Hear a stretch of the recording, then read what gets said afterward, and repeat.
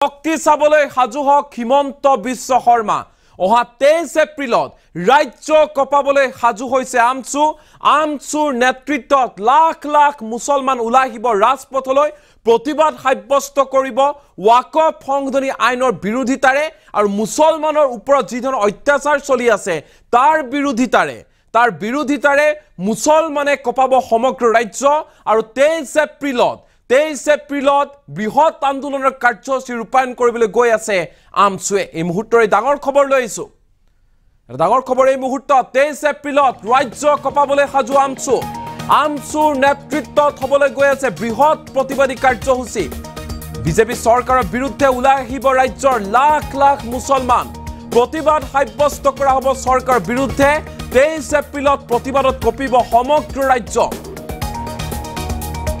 লাখ লাখ মুছলমানৰ শক্তি দেখিবলৈ পাব হিমন্ত বিশ্ব শৰ্মা চৰকাৰে লাখ লাখ মুছলমানৰ শক্তি দেখিব হিমন্ত চৰকাৰে বিজেপি চৰকাৰক আমচুৱে বান্ধি দিলে কেইবাটাও চৰ্ত বান্ধি দিয়া হৈছে অসমৰ উচ্ছেদিত পৰিয়ালক ভূমি দিব লাগিব হিমন্ত বিশ্ব শৰ্মা চৰকাৰে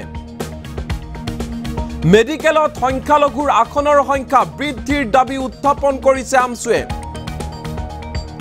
মিছন বসুন্ধৰাত মুছলমানৰ নাম অন্তৰ্ভুক্ত কৰাৰ দাবী উত্থাপন কৰিছে আমচুৱে মুহূৰ্তৰে ডাঙৰ খবৰ বাতিল কৰিব লাগিব ওয়াকফ সংশোধনী আইন বাতিল নোহোৱা পৰ্যন্ত অব্যাহত থাকিব আন্দোলন 23 এপ্ৰিলত বৰপেটাত হ'ব বৃহৎ জনসমাৱেশ বৰপেটাত আন্দোলন কৰিব বৰপেটাৰ পৰা আন্দোলনৰ কাৰ্যসূচী ৰূপায়ণ কৰিব আমচুৰ নেতৃত্বত ওলাই আহিব লাখ লাখ মুছলমান বিজেপি চৰকাৰৰ বিৰুদ্ধে ওলাই আহিব ৰাজ্যৰ লাখ লাখ মুছলমান বৰপেটাত অহা 23 এপ্ৰিলত বৃহৎ প্ৰতিবাদী কাৰ্যসূচী ৰূপায়ণ কৰিব আমচুৰ নেতৃত্বত বৃহৎ প্ৰতিবাদী কাৰ্যসূচী হ'বলৈ গৈ আছে লাখ লাখ মুছলমানৰ শক্তি দেখিব হিমন্ত বিশ্ব শৰ্মা চৰকাৰে আৰু এনেধৰণে হুংকাৰ প্ৰদান কৰা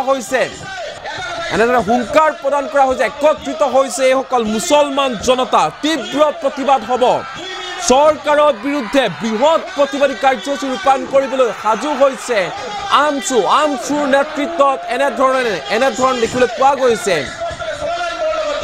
বৃহৎ প্ৰতিবাদী কাৰ্যসূচী ৰূপায়ণ কৰাৰ হুংকাৰ প্ৰদান কৰা হৈছে বাতিল কৰিবই লাগিব ওয়াকফ সংশোধনী আইনখন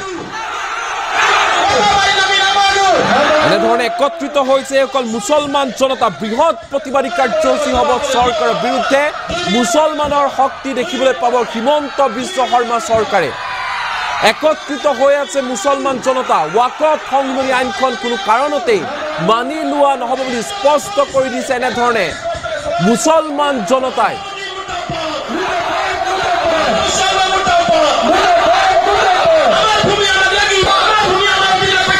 চৰকাৰ বিৰোধী শ্লোগানেৰে এনেধৰণে সংকল্প লৈছে হিমন্ত বিশ্ব শৰ্মা চৰকাৰ বিৰুদ্ধে সংকল্প লৈছে আমচুৰ নেতৃত্বত 23 এপ্ৰিলত ৰাজ্য কপাবলৈ সাজু হৈছে লাখ লাখ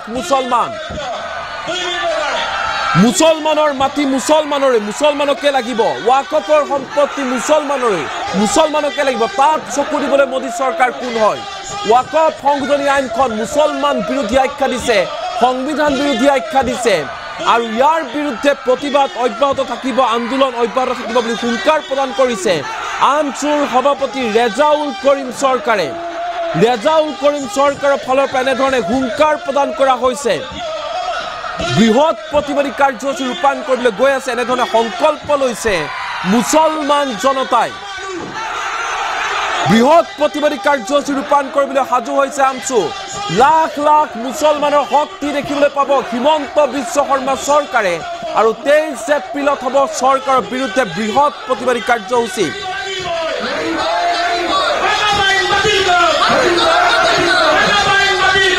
ওয়াকফ সংশোধনী আইনখন বাতিল কৰাৰ দাবী উত্থাপন কৰিছে আমচুৰ সভাপতি ৰেজাউল কৰিম চৰকাৰ আৰু ওয়াকফ সংশোধনী আইনৰ বিৰোধিতাৰে ওলাই আহিব লাখ লাখ মুছলমান হুংকাৰ প্ৰদান কৰা হৈছে আমচুৰ সভাপতি ৰেজাউল কৰিম চৰকাৰৰ ফালৰ পৰা যিহেতু হিমন্ত বিশ্ব শৰ্মা ইতিমধ্যে সকীয়নি দিছে আমচুক যে আমচুৱে ৰাজপথত প্ৰতিবাদ কৰিব নোৱাৰিব আন্দোলন কৰিব নোৱাৰিব যদি কিবা কৰিব লগা আছে আইনী যুঁজ কৰি থাকক উচ্চতম ন্যায়ালয়ত যাওক কিন্তু ৰাজপথত আন্দোলন নহ'ব আৰু তাৰ পাছতে এনেধৰণে হিমন্ত চৰকাৰ বিৰুদ্ধে গৰজি উঠিছে আমছুৰ সভাপতি ৰেজাউল কৰিম চৰকাৰ।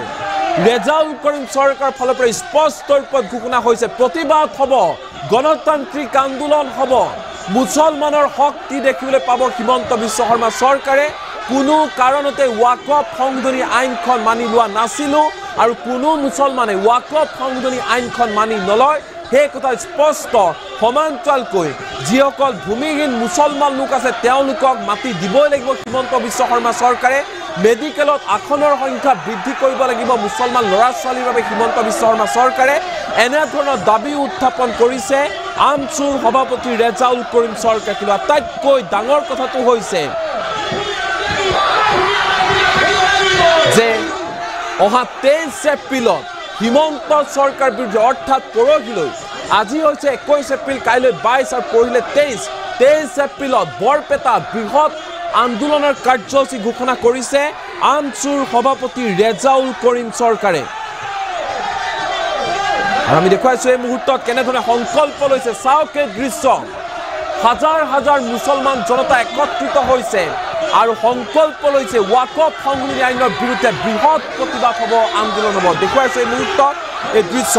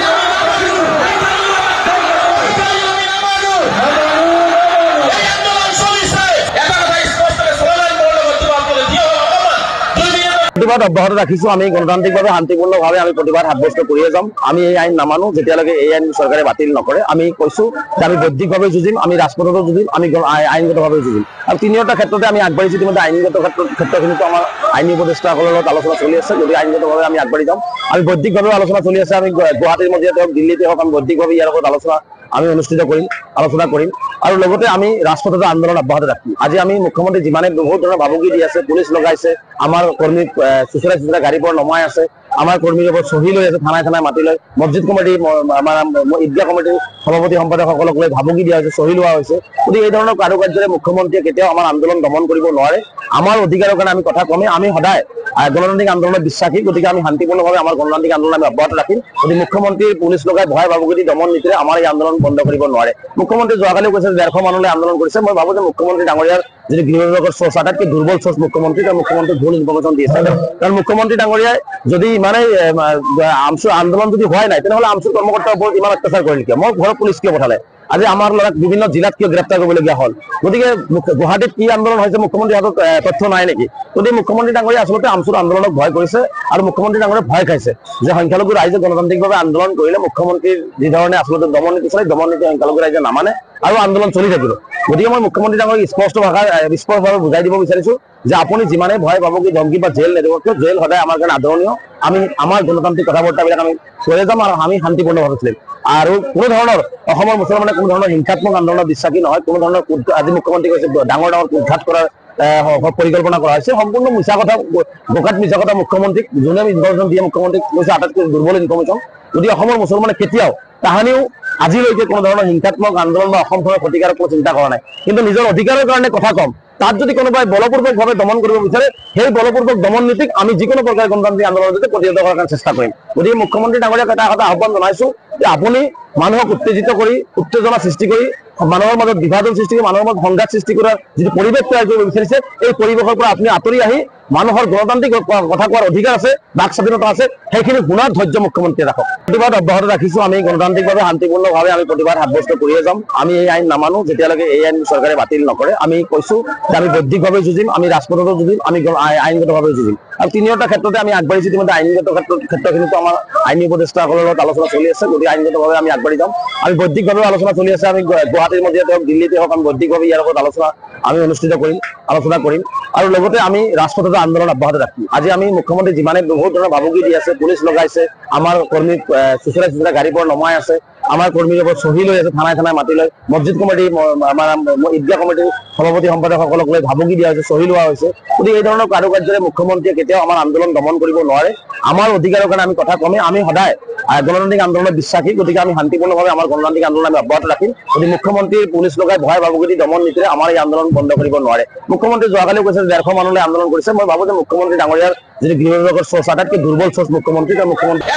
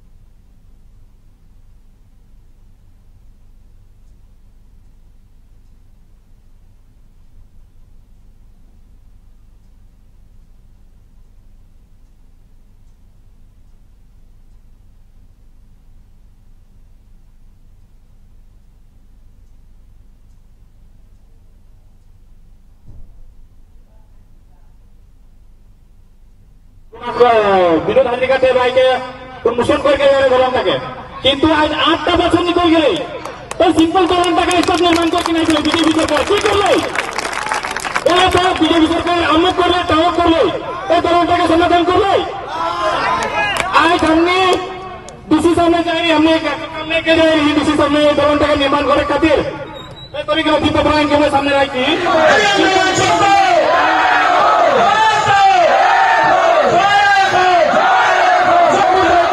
सामने के लिए हमने के दलनटा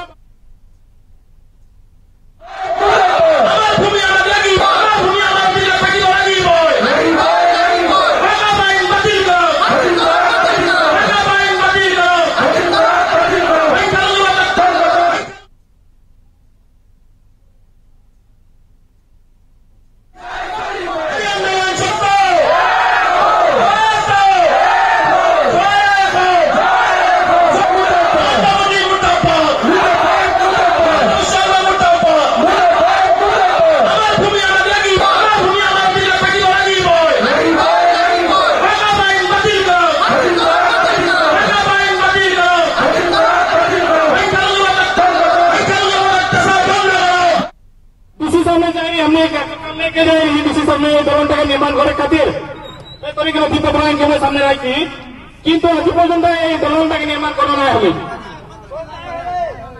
और पीछे हमने कोना कौन दोनों के सामने के लिए हमने के दलनटा बनाई देगा, हमने का कुछ असर ना रहेगा, हमने के दलनटा बनाई देगा। बहुत पिक्चर होला पानी दिना पानी में पार होला मानुष কোনো দিন ডুব যায় তো বহুত আদমি भी মরে যায়।